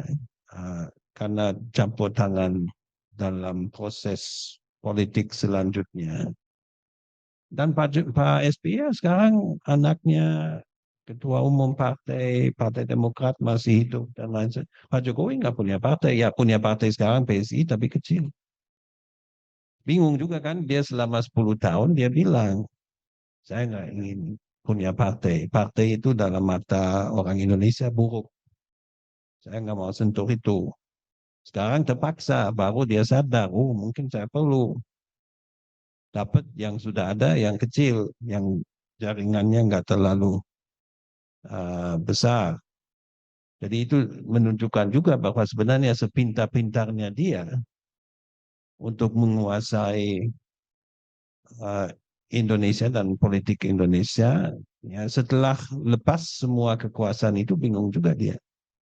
And that's for me so one of the biggest lessons from the Jokowi period is, and Jokowi juga baru sadar di saat terakhir bahwa elit politik itu walaupun mereka mengucapkan loyalitas, muji-muji, bahkan menjilat, mereka hanya melakukan itu karena presiden pegang kekuasaan sesaat, bukan karena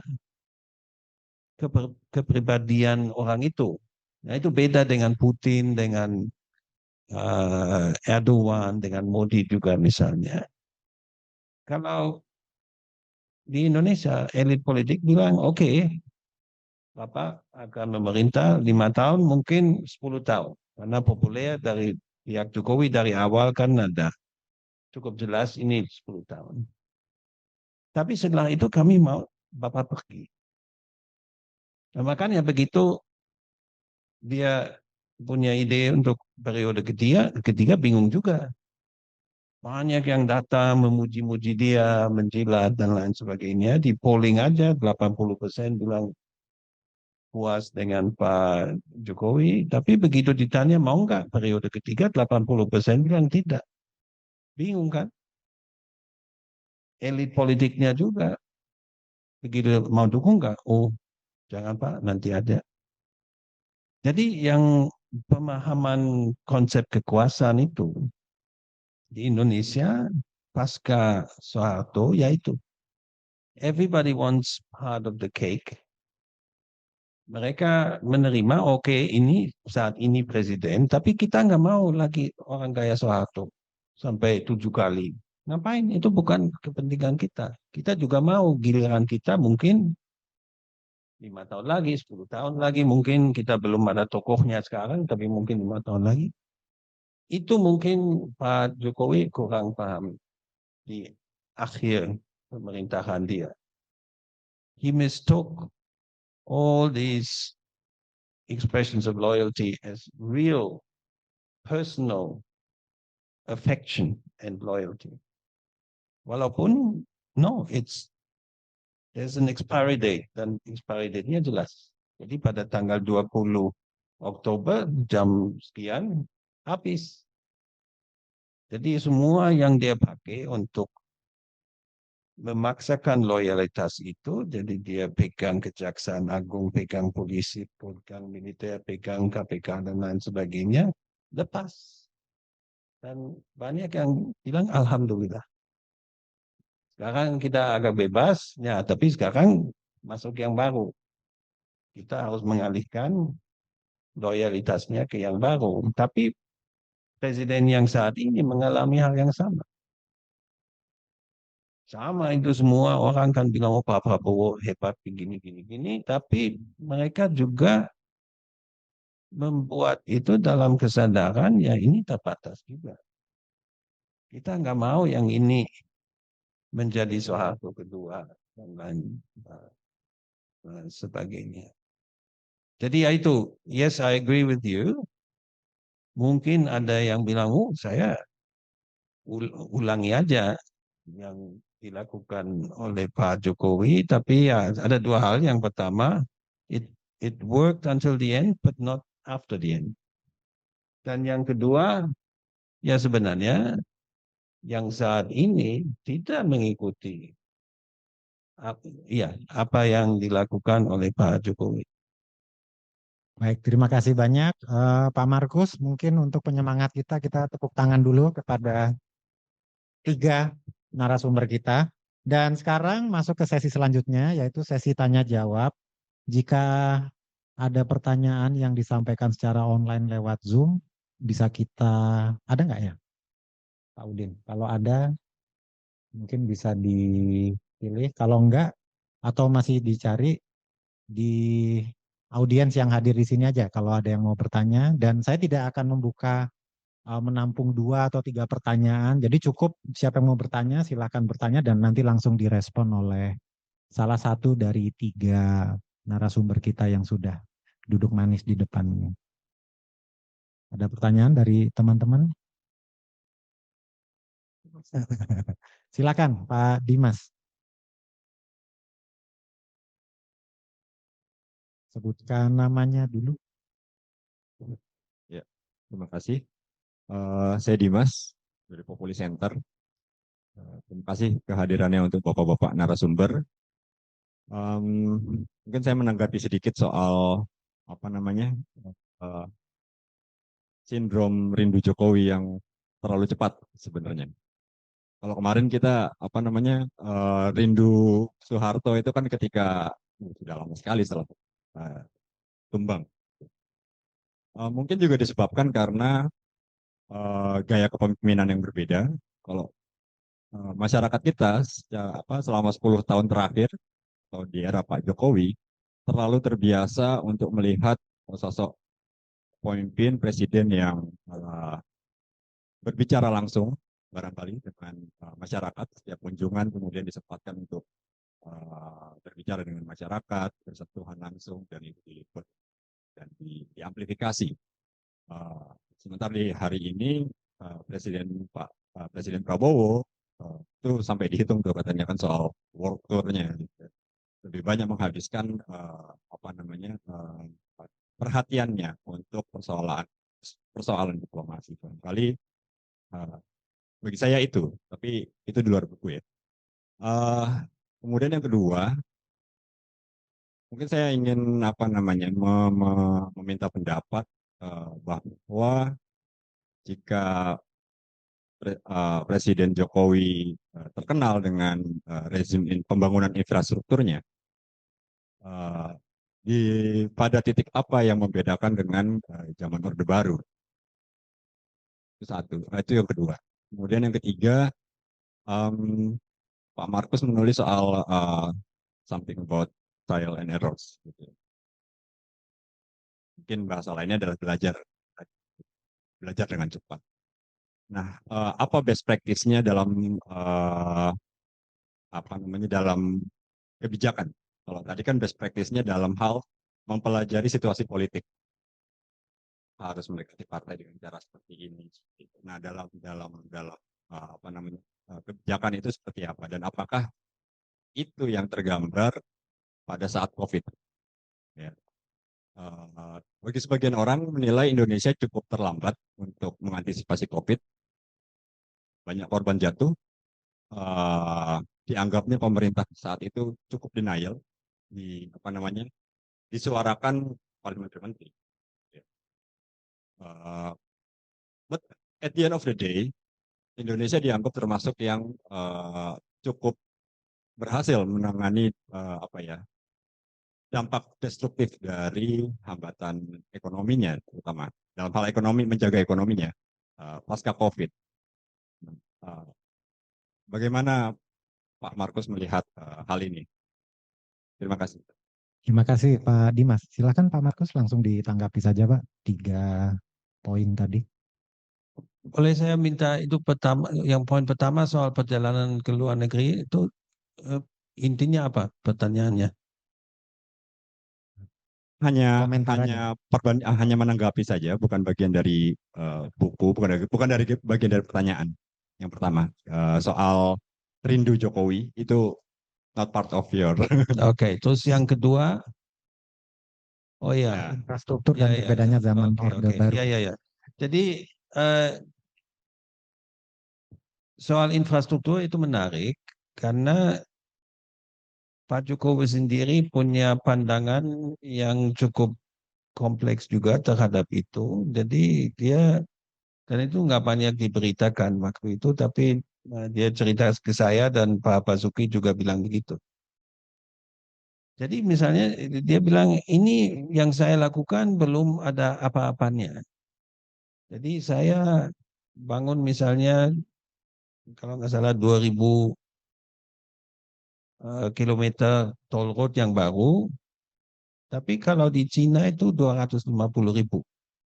Jadi jangan kita anggap ini sudah berhasil, sudah maju dan lain sebagainya. Pak Basuki juga begitu, dia ke Cina, dia cerita bangga ini kita bangun ini.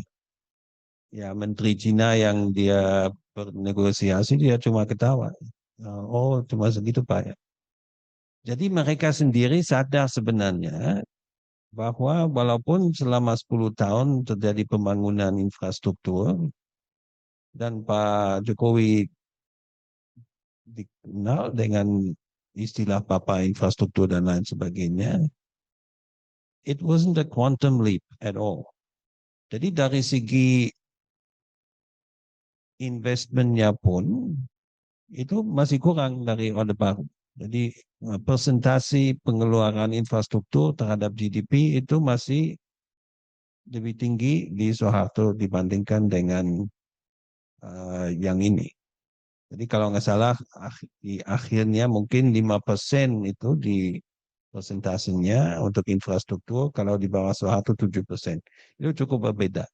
Tapi di bawah, and that's the difference, di bawah SBY turun sampai ke kalau nggak salah 2-3%. Jadi memang benar bahwa Jokowi menemukan waktu 2014 suatu struktur dan infrastruktur yang boleh dikatakan sudah runtuh. Jadi nggak diperbaiki, tidak dikembangkan selama 10 tahun di bawah Pak SBY, itu ada betulnya. Tapi bahwa Jokowi mengubah secara fundamental prosesnya, bahwa now Indonesia is in modernity dan lain sebagainya, itu juga enggak. Jadi masih, kalau kita lihat Vietnam, India, dan yang lain-lain, itu pengeluaran untuk infrastruktur masih jauh lebih besar. Dan itu diakui sebenarnya oleh Pak Jokowi. Nah, itu yang soal COVID-nya, itu chapter yang sangat sulit ditulis menurut saya, karena kan penilaian orang sangat berbeda. Dan itu di negara barat juga begitu. Bahkan di negara seperti saya, Australia, saya orang Jerman tapi saya tinggal di Australia, khususnya waktu COVID, yang boleh dikatakan sangat berhasil karena jumlah orang yang meninggal sangat sedikit. Tapi itu pun dipertanyakan sekarang. Oh, kalian terlalu keras, itu menutup ini, menutup itu. Jadi yang anti-vax itu sekarang sangat besar. Mereka merasa dibenarkan. Setelah pandemik selesai, kita tahu sebenarnya ada beberapa langkah yang tidak perlu. Dan oleh karena itu dianggap semua yang dilakukan oleh pemerintah itu tidak benar dalam hal itu. So, saya mulai chapter itu dengan pengakuan itu. Bahwa itu penilaian Anda terhadap kesuksesan Pak Jokowi dalam bidang itu tergantung pada sikap Anda terhadap penanganan pandemik itu seharusnya seperti apa. Apakah lockdown atau tidak. Pak Jokowi memang, dan itu membedakan dia dengan Trump dan yang lain-lain, memang awalnya dia nggak mau terima, dia merasa terganggu. Dia merasa, wah ini kan itu 2020 baru menjadi beberapa bulan presiden untuk periode kedua, tiba-tiba terjadi itu. Dia merasa agenda dia terganggu. Jadi awal-awalnya dia berharap, ya udah kita berharap aja ini cepat selesai. Tapi pada akhirnya patternnya keluar lagi, dia belajar. Menurut saya ya pertama kali Desember 2020 dia menggantikan Terawan itu penting untuk dia. Dan itu sulit untuk dia karena Terawan itu teman dokter ibunya dan lain sebagainya, jadi sulit. Tapi dia merasa ini sudah nggak bisa, harus.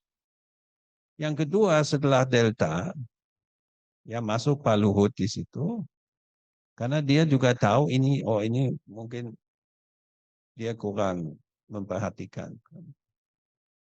But so the question at the end is yang Anda sebutkan tadi itu, was it one of the best? Ya menurut saya sebenarnya yang mengatakan begitu cuma Jokowi sendiri. Yang saya akan mengutip pernyataan dia. Dia bilang, oh kami dianggap salah satu yang terbaik. Setelah saya telusuri pidato-pidato yang dia kutip, ya itu sangat selektif.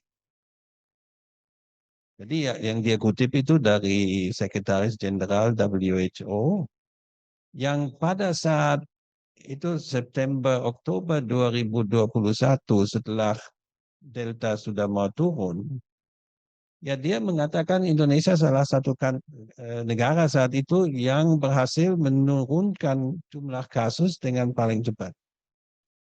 Ya itu memang begitu karena kalau kasusnya begitu cepat naik ya pasti turun dong. Jadi itu dia anggap sebagai bukti bahwa WHO bilang Indonesia salah satu yang terbaik. Tapi yang lain, saya menyebutkan angka kan di situ, itu angka yang sebenarnya, jadi excess death dan lain sebagainya, jauh di atas yang diakui secara resmi. Jadi untuk saya sebenarnya yang saya mengamati dalam chapter itu juga ya kenapa orang Indonesia begitu menerima dengan manajemen COVID seperti ini. Karena itu jelas. Jadi orang Indonesia selama COVID itu penilaian terhadap Pak Jokowi positif sekali. Walaupun every day, and I was in Australia during that time, tapi kan teman-teman saya di Indonesia di Facebook, setiap hari ada anggota keluarga meninggal, ini yang meninggal, ini yang meninggal, ini yang meninggal, tapi yang disalahkan bukan pemerintah. Nah, di situ menurut saya penjelasannya bukan pada manajemen COVID, tapi pada dominasi Pak Jokowi terhadap media dan lain sebagainya yang memang tidak di-challenge. Dan ada juga kan ada unit di polisi yang cari kalau ada yang kritis dikunjungi di rumah. Jadi ya, it's a very complex issue, but I think Indonesia came out of it okay. Tapi untuk dikatakan seperti Pak Jokowi salah satu yang terbaik di dunia, ya menurut saya itu klaim yang tidak berdasarkan fakta dan statistik yang sebenarnya, tapi menarik karena sebenarnya didukung oleh orang Indonesia, tapi itu lebih pada struktur politiknya daripada manajemennya COVID. Oke, terima kasih banyak Pak Markus. Nah, ini kalau kita lihat di monitor, ada pertanyaan yang disampaikan oleh salah satu audiens yang menghadiri acara ini secara virtual. Dari, ya saya bacakan ya Pak Markus ya. Ini kayaknya dari koleganya Pak Dimas ini, Indra Surya Ramadan. Ya, kalau tadi yang bertanya tadi Dimas, oh mahasiswa ini. Wah, wah ini berarti konflik kepentingannya besar kayaknya. Saya Indra dari UIN Jakarta. Menurut Pak Markus, kejadian dan faktor apa yang menyebabkan Jokowi akhirnya mau berjuang untuk PSI hari ini? Padahal Pak Markus bilang kalau Jokowi sebelumnya sangat anti dengan partai politik. Apa karena anaknya saja yang menjadi ketua PSI dan garis miring atau karena ingin berpolitik lagi untuk terus berkuasa? Lalu perbedaannya Pak Jokowi dengan Pak SBY seperti apa dalam berpolitik pasca setelah berhenti menjadi presiden? Silakan Pak Markus. Cukup jelas ya pertanyaannya. Ya, cukup jelas. Ya, ini salah satu bagian dari proses pembelajaran Pak Jokowi pasca menjadi presiden. Ya, dia sekarang mulai sadar kalau saya tidak punya partai, ya susah untuk tetap punya pengaruh. Ditambah dengan perubahan terhadap peraturan pencalonan calon presiden pada tahun 2029, di mana kita belum tahu persisnya seperti apa, tapi pokoknya pintu masuknya adalah verifikasi sebagai partai. Nah, selama ini kan PSI sudah lama berdiri tapi gagal masuk ke DPR, tapi dengan peraturan yang baru ini tidak apa-apa, itu bisa aja walaupun tidak punya kursi, walaupun tidak persentasenya tidak tinggi, tapi dengan lolos verifikasi saja bisa masuk dalam permainan pencalonan. Nah, sekarang DPR itu masih coba bagaimana kalau digabung 2, 3 untuk mencalonkan, tapi terlepas dari persoalan itu, tentunya itu yang dilihat, saya yakin, oleh Pak Jokowi sebagai semacam insurance policy. Kalau nantinya misalnya Pak Gibran tidak lagi dipilih oleh Pak Prabowo sebagai calon Wapres 2029 dan harus ada plan B, harus ada plan C, D, dan E, dan lain sebagainya. Nah, untuk itu PSI menjadi alatnya. Nah, perbedaannya dengan Pak SBY, ya Pak SBY kan dari dulu dia lebih malu-malu dalam berpolitik. Sebenarnya Pak SBY waktu akhir pemerintahannya, dia kan juga coba, oh itu bagaimana Ibu Ani, bagaimana ini kan dia punya apa itu brother Iqbal, iya kan dari tentara, bagaimana ini kita bikin proses pencalonan lewat Partai Demokrat. Jadi dia coba-coba, begitu the trial balloon tidak berhasil dia tarik. Jadi Ibu Ani enggak, oh ya udah kalau gitu enggak. Jadi akhirnya kan dia masuk ke 2014 ya dengan suatu kondisi di mana dia tidak punya calon. Karena calonnya Partai Demokrat akhirnya siapa ya, si Dahlan Iskan ya tidak punya angka kan di polling, jadi itu juga nggak diajukan. Dari anggota keluarga nggak ada yang jadi akhirnya dia duduk di pagar aja, sitting on the fence. Kalau Pak Jokowi ya itu dia nggak malu-malu kalau ada memang rencana Machiavellian ya dia jalankan. Sampai anaknya di situ ya banyak kan yang bilang ini norak, tapi ya untuk dia it's politics, right? Jadi dia bersedia untuk menerima hujatan-hujatan dari kalangan liberal di Jakarta yang seperti kita ini berseminar dan mengkritik, tapi ya untuk dia ya pokoknya if we want something we have to do it. Bukan diskusi dulu risikonya ini begini-begini. Jadi itu perbedaannya. Tapi ya implikasinya tadi kita juga udah bicarakan. Resistensi dari sebagian besar masyarakat terhadap Pak Jokowi saat ini jauh lebih tinggi daripada terhadap Pak SBY. Memang banyak yang, apalagi yang nostalgia itu juga besar. Tapi sebagai akibat dari permainan-permainan pada pemilu 2024, yang menganggap bahwa Pak Jokowi udah keterlaluan itu juga banyak. Sedangkan Pak SBY ya sekarang dianggap elder statesman lah. Apalagi ya melukis lah, menyanyi lah, dan lain sebagainya. Ya soft landing, dan ya anaknya juga nggak dianggap terlalu norak lah. Ya pokoknya ya maksudnya ya nggak langsung dijadikan wapres, misalnya ya bertahap lah, mulai dulu di Jakarta, terus menjadi menteri, terus yang gitu-gitulah. Walaupun saya yakin Pak SBY kalau ada kesempatan untuk menaikkan Pak AHY langsung bisa juga, cuma sekarang he lacked the last determination that Jokowi certainly had to get what he wanted. Terima kasih Pak Markus. Sebenarnya masih ada pertanyaan lagi, tetapi karena ini sudah jam 15.00 waktu Indonesia Barat, saya menutup sesi tanya jawab ini. Jadi mohon maaf kepada teman-teman yang sudah menyampaikan pertanyaan lewat Zoom. Jadi untuk sesi yang terakhir ini saya berikan kesempatan kepada masing-masing narasumber untuk memberikan pernyataan penutup atau kesimpulan. Saya berikan kehormatan ini pertama kepada Bung Gede. Gantian, jadi tadi kan yang memberikan komentar paling akhir, nah sekarang memberikan closing statement yang pertama. Kemudian nanti ke Mas Panji dan terakhir Pak Markus. Silakan, Bu. Saya pendek aja. Mungkin ucapan selamat buat Pak Markus. Selamat atas terbitnya buku yang luar biasa ini.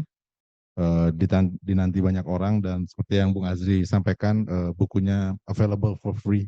Jadi silahkan di-download dan dibaca. Terima kasih.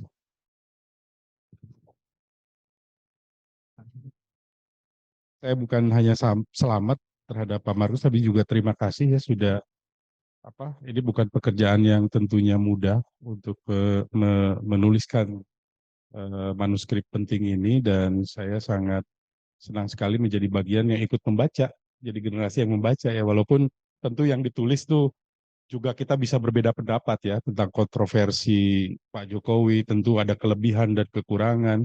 Mungkin kalau bicara kemunduran demokrasi hari ini ya, beliau juga punya fondasi-fondasi yang ditanamkan oleh beliau di masa dia berkuasa ya, tapi lagi-lagi setiap presiden kan punya cerita masing-masing yang kadangkala kita lihat mungkin berapa tahun lagi perspektifnya beda. Sama kayak kita lihat dulu Pak SBY kan, wah ini kebanyakan mikir. Ternyata fondasi demokrasi Pak SBY begitu kuat ternyata ketika kita rasakan kehidupannya tidak demokratis. Jadi saya kira ini bagian pembelajaran yang luar biasa ya dari Pak Markus. Terima kasih sekali lagi. Terima kasih, Mas Panji. Silakan Pak Markus, closing statement-nya, Pak. Ya, saya cuma ingin mengucapkan terima kasih atas undangannya, terus komentar-komentarnya. Saya memang, dan sekali lagi kemarin di PSI agak lebih ramai karena banyak ditantang, tentunya mereka anggap terlalu kritis dan tidak memperhatikan ini, tidak memperhatikan itu. Dan saya mengatakan waktu itu ya saya sebagai seorang akademisi, ya menurut saya itulah prosesnya. Ya. Kalau saya menulis sesuatu, Anda tidak setuju, ya Anda bikin tulisan sendiri. Gitu.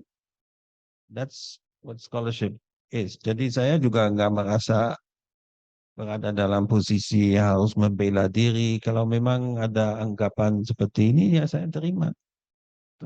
Saya nggak merasa saya punya tugas untuk membantah terus ini. Saya menghormati aja dan mudah-mudahan ya reaksinya dari pendukung Pak Jokowi mungkin nanti juga begitu bahwa ya ini saya menulis yang menurut saya ya apa adanya. Kalau dari pihak mereka yang apa adanya itu berbeda ya silakan ditulis dan kita bertarung. Cuma saya merasa pada waktu itu dan itu saya menuliskan dalam buku itu. Begitu saya menulis buku ini, begitu Anda pergi ke Gramedia misalnya, ya banyak sekali bukunya tentang Jokowi, puji ini, puji itu. Jadi udah terlalu banyak lah yang tipenya itu udah cukup. Jadi ya buku saya coba untuk memberikan penilaian alternatif, tapi itu tidak berarti bahwa penilaian yang berbeda tidak ada kan banyak sekali. Jadi so this is how I view the role of uh, this book. Mohon dibaca, mohon dikritik, mohon dikomentari dan lain sebagainya. Dan sekali lagi tadi udah beberapa kali disebutkan. Jadi yang agak unik dengan buku ini, jadi pergilah ke University of Michigan Press website, you can download the PDF, pergilah ke toko fotokopi, terus dicetak, itu bagusnya di Indonesia itu, saya sendiri bikin begitu juga. Jadi bagus, itu kualitasnya, dan saya dapat itu 100.000 itu bagus sekali kualitasnya. Jadi bukan cuma boleh, tapi saya minta itu yang dilakukan. Karena banyak orang bilang boleh nggak, ini legal nggak? Legal, betul-betul legal. Jadi itu caranya untuk mendapatkan bukunya dengan enak. Karena saya misalnya saya nggak suka baca di komputer atau apa, jadi gampang PDF-nya diambil, dibawa ke toko, cetak sudah. Terima kasih. Terima kasih banyak. Kita berikan aplaus ke Pak Markus, Mas Panji, dan Bung Bli Gede. Jadi saya kira terima kasih banyak kepada semua narasumber yang sudah hadir. Saya kira diskusi hari ini sangat menarik dan ini menjadi suatu pemicu bagi kita semua untuk berpikir dan juga mengambil hikmah dari tidak hanya 10 tahun kepresidenan dari Jokowi, tetapi juga kalau buat saya ini adalah salah satu karya penting bagi kita, terutama bagi yang peneliti di bidang ilmu politik ya, tentang pentingnya studi lembaga kepresidenan. Karena ini adalah sebuah bidang yang di ilmu politik di Indonesia, saya tidak terlalu banyak melihat karya-karya yang melihat secara spesifik lembaga kepresidenan di Indonesia itu seperti apa.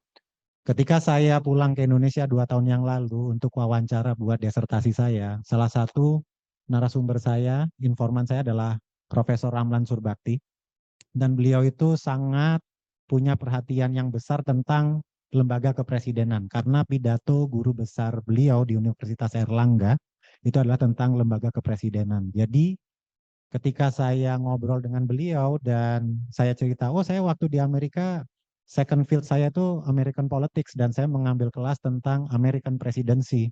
Nah itu Prof. Ramlan sangat antusias dan wah kalau gitu kita harus diskusi lagi nih Zri, karena studi tentang lembaga kepresidenan di Indonesia itu sangat-sangat minim, berbeda dengan di Amerika. Dan saya kira buku dari Prof. Markus ini sangat positif karena ini menjadi pemicu Pak Markus buat teman-teman di Indonesia untuk lebih serius mengkaji tentang lembaga kepresidenan, karena kajian kita sebagai sesama ilmuwan politik itu lebih banyak ke aspek yang klasik seperti partai, pemilu, lembaga legislatif, dan sekarang sudah banyak yang mengkaji tentang perilaku pemilih, tetapi lembaga kepresidenan sebagai lembaga yang paling powerful di Republik ini sejak Republik ini diproklamirkan, itu kajiannya sangat-sangat sedikit sekali.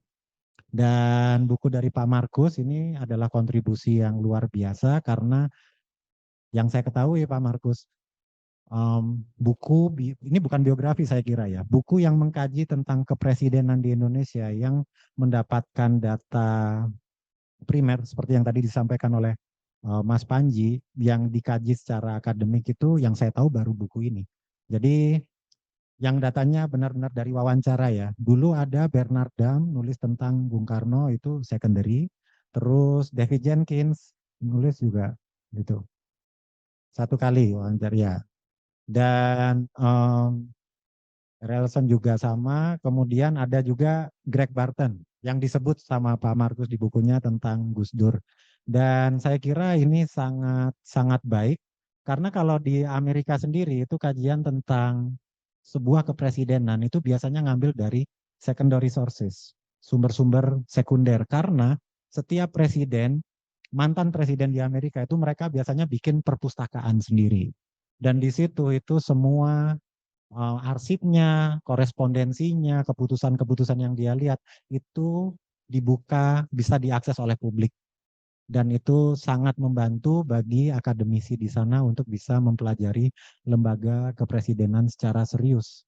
Salah satu tokohnya adalah Stephen Skowronek, yang dia itu membuat teori tentang 4 tipe kepresidenan di Amerika terhitung sejak Amerika itu merdeka. Nah, saya kira ini bukan saya Amerika sentris atau bagaimana, tetapi itu yang saya tahu. Jadi ke depannya ini buku dari Pak Markus itu bisa memicu kita, memotivasi kita untuk bisa mengembangkan kajian kepresidenan ini secara lebih serius. Karena seperti yang tadi disampaikan oleh Pak Markus dan tadi juga ditanyakan oleh Bung Gede dan Mas Panji, bahkan politisi sendiri itu walaupun politisi itu tujuan utamanya adalah untuk meraih kekuasaan, tetapi ketika mereka berkuasa, mereka suka lupa bahwa yang paling powerful itu bukan mereka secara individu, tetapi adalah lembaga yang mereka itu duduk di dalamnya. Itulah sebabnya ketika seseorang menjadi presiden di negara ini, itu seolah-olah semua tertuju kepada presiden itu. Beli pulpit. Jadi dia menjadi yang paling berkuasa, tetapi begitu dia itu tidak menjadi presiden lagi, baru dia sadar bahwa, oh ternyata yang paling powerful itu adalah lembaga kepresidenan ini, bukan saya. Sehingga lupa bikin partai, lupa menyiapkan suksesor, lupa segala-galanya. Nah, ini saya kira menjadi salah satu pelajaran yang sangat penting buat tidak hanya bagi para politisi tetapi juga sebagai pemilih begitu, bahwa menjadi presiden di Indonesia itu seperti menunggangi harimau. Naiknya susah, turunnya lebih susah lagi. Seperti itu. It's like riding the tiger.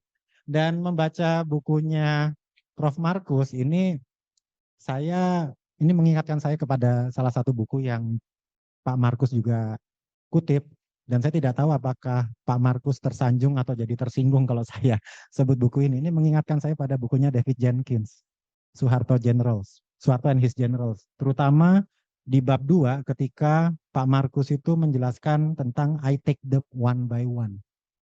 Itu bahasa tahun 2026. Tapi kalau di bahasa tahun 1982, itu namanya KIS, ke istana sendiri-sendiri. Jadi itu adalah caranya Soeharto untuk menyeimbangkan atau menciptakan harmoni. Itu pejabat diundangnya satu-satu, nggak semua. Mungkin kalau di zamannya Pak Jokowi sering bikin ratas mungkin ya, rapat terbatas itu juga salah satunya seperti itu. Jadi memang ini buku yang betul-betul saya kira ke depannya ini karena datanya data primer ya Pak Markus, ini akan menjadi referensi yang luar biasa kaya.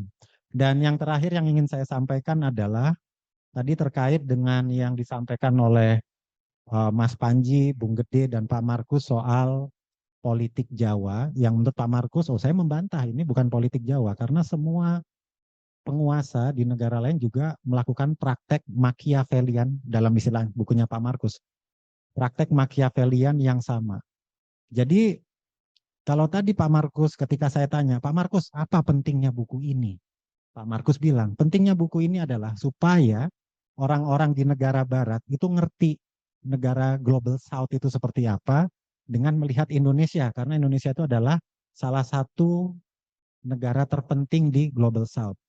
Tapi buat kita yang orang Indonesia, ini juga otokritik buat kita. Kita juga jangan hanya Indonesia sentris atau Jakarta sentris. Disitulah pentingnya adanya studi komparatif. Disitulah pentingnya adanya politik perbandingan. Dan saya bersyukur dulu dibina oleh Mas Panji di UI, karena di UI ada konsentrasi perbandingan politik dan sistem politik Indonesia. Jadi kita tidak hanya melihat kepresidenan Jokowi, kepresidenan SBY, kepresidenan Gus Dur, Habibie, atau Soeharto, Soekarno itu di ruang yang vakum, tetapi kita juga harus melihat bagaimana Marcos di Filipina, bagaimana Pinochet di Chile, bagaimana Obama di Amerika, bagaimana Putin di Rusia. Dan yang menurut saya perlu kita giatkan lagi itu adalah studi komparatif dengan negara-negara di kawasan Asia Tenggara, karena kita itu udah merasa Indonesia ini besar, sehingga kita melihat negara-negara tetangga kita itu sebagai negara-negara yang nggak penting atau tidak menarik untuk dipelajari, padahal kemiripan polanya itu kurang lebih sama. Dan yang terakhir, ini yang paling akhir yang ingin saya sampaikan adalah semoga dengan diskusi ini dan dengan membaca bukunya Pak Markus, kita menyadari bahwa lembaga kepresidenan di Indonesia itu sangat-sangat berkuasa sekali dibandingkan dengan lembaga-lembaga politik lainnya, baik legislatif, apalagi yudikatif. Oleh karena itu, semoga dengan diskusi ini dan dengan membaca bukunya Pak Markus, kita itu bisa lebih jernih dalam melihat bahwa kekuasaan kepresidenan itu sangat luar biasa besar, dan itu bukanlah presidensialisme yang sesungguhnya, karena presidensialisme itu ada macam-macam. Dan ada presidensialisme itu yang presiden itu nggak bisa nunjuk menterinya sendiri. Harus disahkan oleh legislatif dulu, baru dia, menteri ini baru bisa bekerja untuk kabinet. Nah, jadi saya kira itu saja dari saya, dan terima kasih sekali lagi kepada Pak Markus, Mas Panggi, dan Beli Gede. Terima kasih kepada audiens yang sudah hadir secara virtual maupun sudah jauh-jauh berkenan hadir di kantor Populi Center. Akhirul kalam, terima kasih banyak. Semoga ini semua menjadi hikmah bagi kita semua. Wassalamualaikum warahmatullahi wabarakatuh. Selamat sore.